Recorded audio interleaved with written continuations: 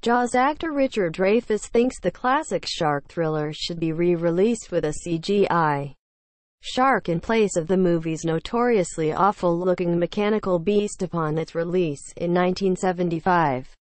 Steven Spielberg's Jaws became a sensation on its way to grossing a then-astonishing $260 million domestically, which translates to $1.187 billion when adjusted for ticket price inflation. But before the movie's release to enthusiastic audiences, few in Hollywood believed the thriller had much of a chance to succeed.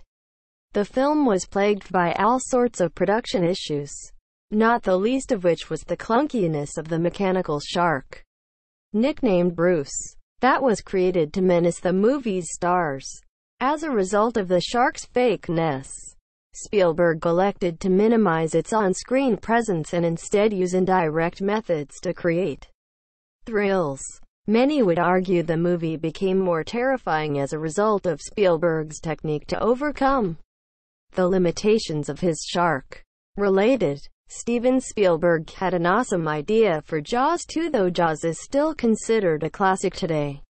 The movie's dated special effects, and especially that fake-looking shark, which still gets plenty of screen time despite Spielberg trying to keep it hidden, arguably stand in the way of younger audiences embracing the film. This year, now one of the movie's stars, Richard Dreyfuss, is calling for modern-day VFX experts to step in and remedy the Jaws mechanical shark problem. This year, speaking to Deadline, Dreyfuss said he supports CGI being used to replace the fake shark with a more convincing beast, so that younger audiences can see the film and fully appreciate what it has to offer.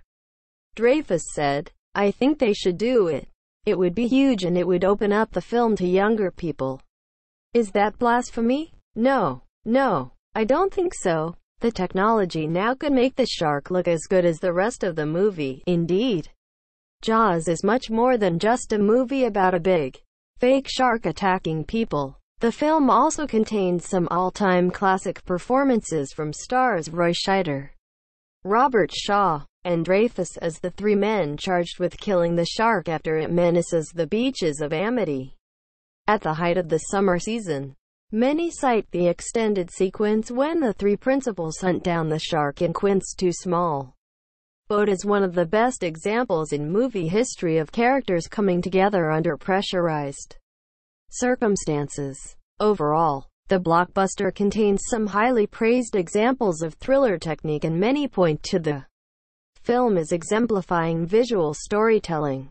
Naturally, there are purists who will argue that Jaws is perfect as it is, even with a bad-looking shark, and should be left alone.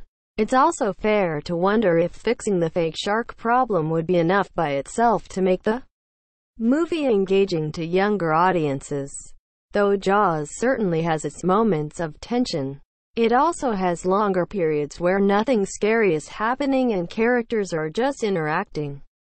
The storytelling is not nearly as fast-paced as what audiences have become used to in modern movie making, and that may be a turn-off.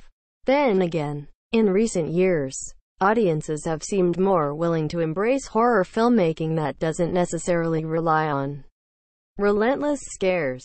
The success of movies like Hereditary and A Quiet Place might suggest that modern audiences are willing to sit still through movies that feature slow-paced build-ups. One thing that is certain: sharks are still popular in today's culture.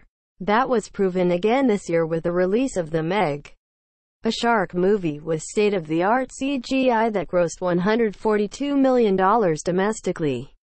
Of course, The Meg is considerably less subtle than Jaws, and is much less reliant on good performances and old-school thriller technique. In the years since Jaws came out, shark movies have generally become a lot cheesier. Unfortunately. Source: Deadline tags. Jaws